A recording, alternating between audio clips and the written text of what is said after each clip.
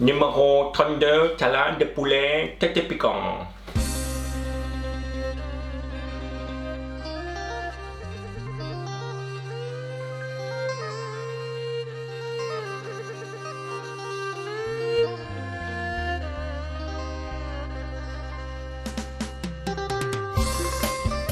Bonjour et bienvenue sur Tout à Cooking. Aujourd'hui je vous emmène vers l'est, c'est par là, de la Thaïlande et on va réaliser ensemble une recette paysanne traditionnelle thaïlandaise, le lap kai.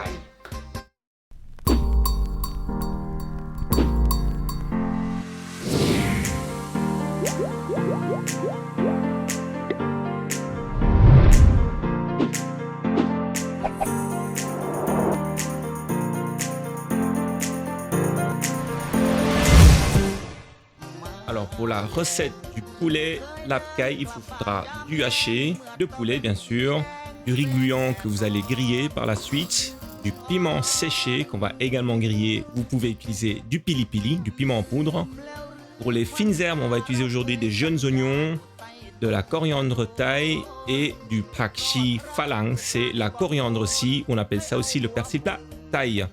Pour assaisonner, on va utiliser du jus de citron et de la sauce de poisson. Et en garniture, en accompagnement, prenez de la salade, des crudités, du concombre, des endives, du chicon et bien sûr des œufs durs ou des œufs mollets.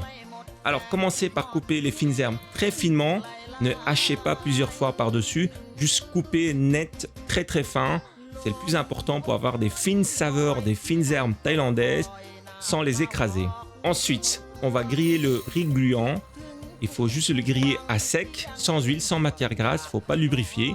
On y va directement et on va essayer d'obtenir une coloration légère.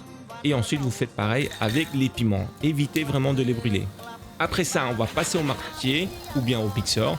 Il faut les rendre concassés ou en poudre. C'est un petit peu la texture que vous pouvez choisir. Et ensuite, on va préserver et passer à la cuisson du poulet.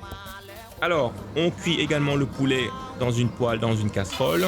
Si ça colle un petit peu, rajoute un petit fond d'eau. C'est une recette qui n'a pas besoin de matière grasse. Et ensuite, on va assaisonner avec du jus de citron et de la sauce de poisson.